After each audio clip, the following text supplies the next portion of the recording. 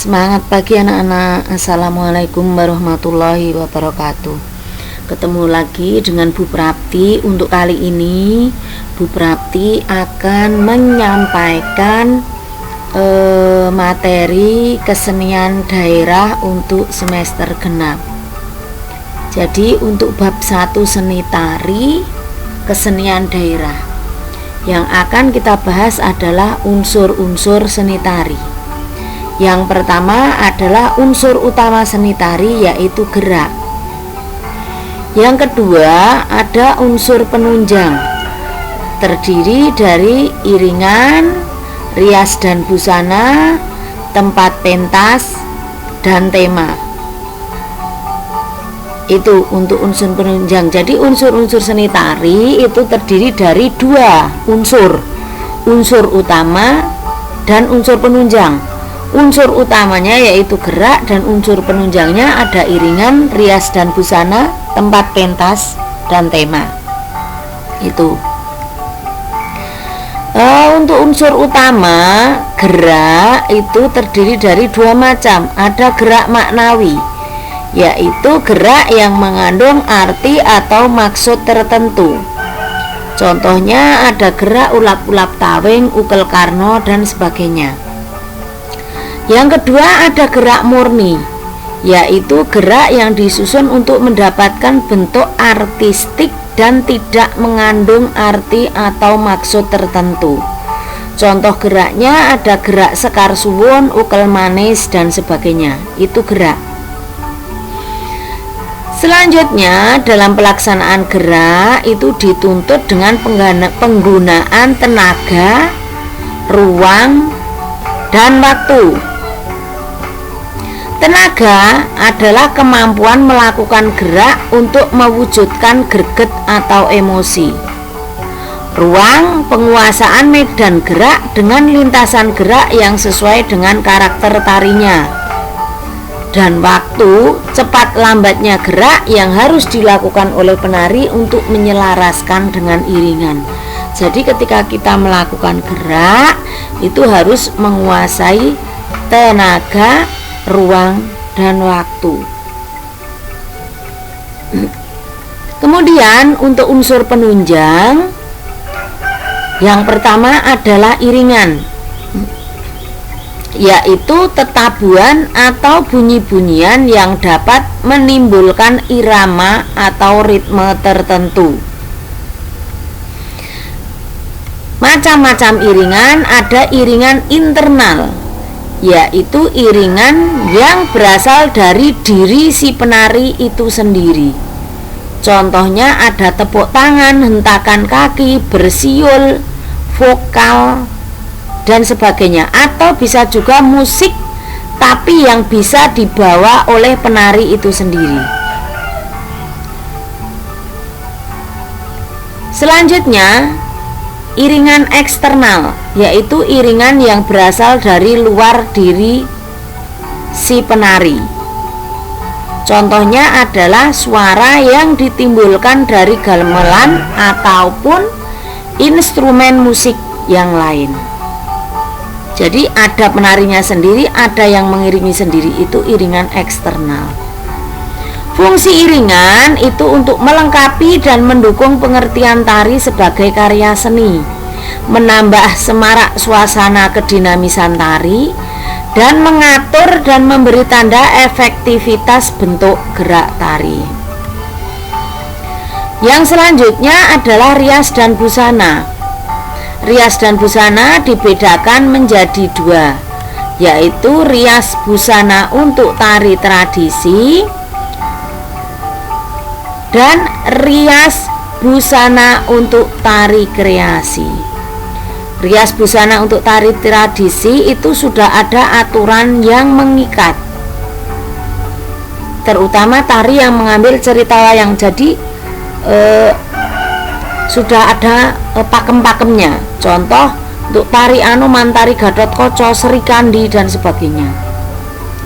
Yang kedua untuk rias busana tari kreasi itu tidak terikat dan bisa divariasi. Yang penting sesuai dengan tema tarinya.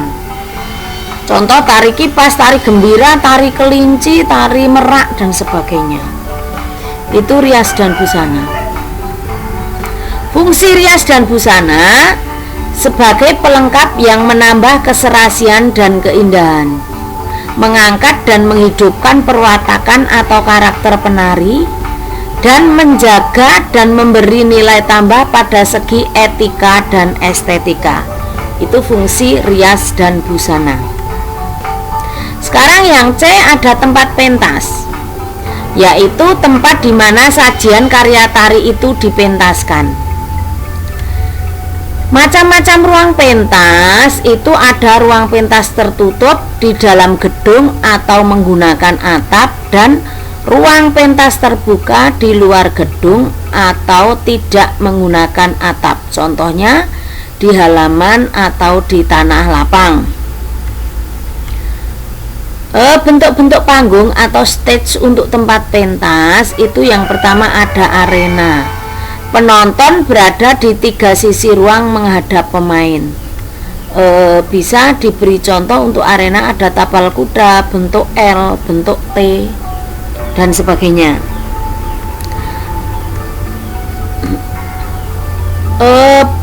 Ini contoh panggung bentuk tapal kuda.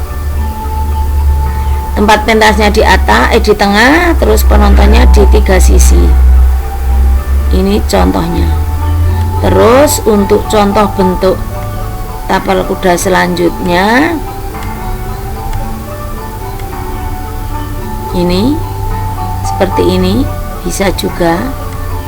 Terus ini contoh model arena yang lain, macam-macamnya ini. Bentuk R, bentuk tapal kuda, dan sebagainya. Terus yang kedua lingkaran. Lingkaran itu penonton mengelilingi daerah permainan. Jadi tempat pentasnya di tengah, penontonnya mengelilingi. Itu lingkaran. Sehingga penonton dapat melihat dari segala arah pandang. Itu lingkaran.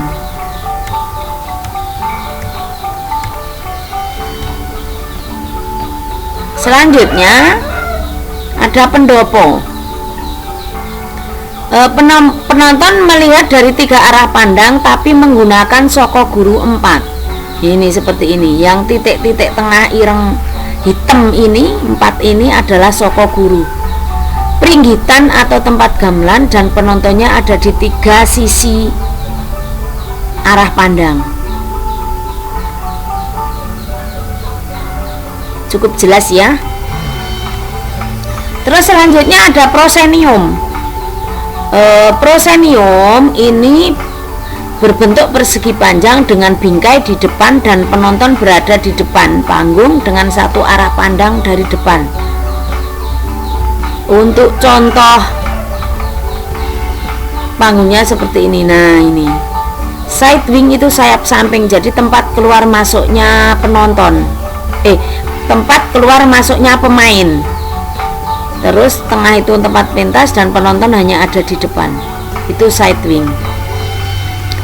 Selanjutnya yang kelima atau yang terakhir, opposite. Opposite, penonton berada di 2 sisi saling berhadapan. Seperti ini. Tempat pentasnya di tengah, penontonnya ada di 2 sisi saling berhadapan. Contoh bentuk panggungnya seperti ini. Cukup jelas ya. Selanjutnya kita masuk ke tema. Untuk tema itu penjabarannya adalah pokok pikiran atas dasar-dasar cerita yang dipakai oleh seorang koreografer atau penata tari sebagai dasar membuat gerak tari. Koreografer itu pencipta gerak tari atau penata tari atau orang yang membuat tari. Sedangkan koreografi itu hasil karya tari atau gerak tarinya. Tari yang dibuatnya itu koreografi. Itu perbedaannya. Terus untuk macam-macam tema pada tari, yang pertama ada tema heroik atau perang atau tandingan. Contohnya ada tari Bambangan Cakil berpasangan, tari Eko Prawiro tunggal, tari Retno Tinanding berpasangan, dan tari Adaninggar Klasworo berpasangan. Itu tema heroik atau perang. Sri Kandi Mustokoweni berpasangan. Selanjutnya ada tema erotik atau percintaan. Contohnya ada Karonseh, Lambangseh, Driasmoro, tari Kusumorate, tari Enggar-Enggar, dan tari Gatot Kaca Gandrung. Kalau Gatot Kaca Gandrung tunggal, yang lain itu berpasangan. Yang ketiga ada tema imitatif atau berasal dari fauna. Contohnya ada tari Merak, tari Wanoro, tari Kupu-Kupu, tari Mina, tari Kukilo, ada juga tari Kelinci dan sebagainya. Jadi berasal dari fauna itu hewan. Bisa ada tari Anoman dan sebagainya. Selanjutnya yang terakhir ada tema pantomim atau berasal dari flora atau menirukan suatu aktivitas manusia sehari-hari, aktivitas tertentu.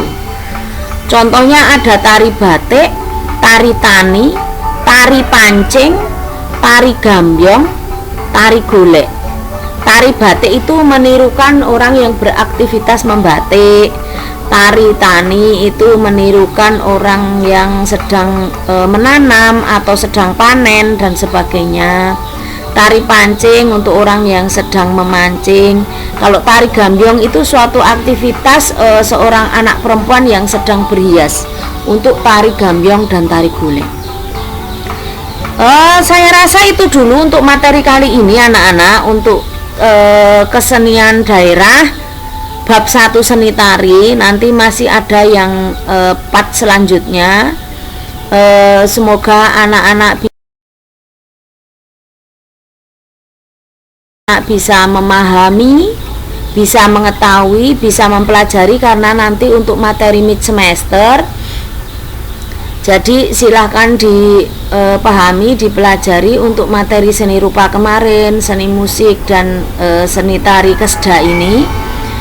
Semoga bermanfaat untuk kalian. Saya ucapkan banyak terima kasih sudah menyimak materi pembelajaran dari Bu Prapti. Ada kurang lebihnya Bu Prapti mohon maaf. Saya akhiri. Wassalamualaikum warahmatullahi wabarakatuh. Selamat belajar dan terima kasih.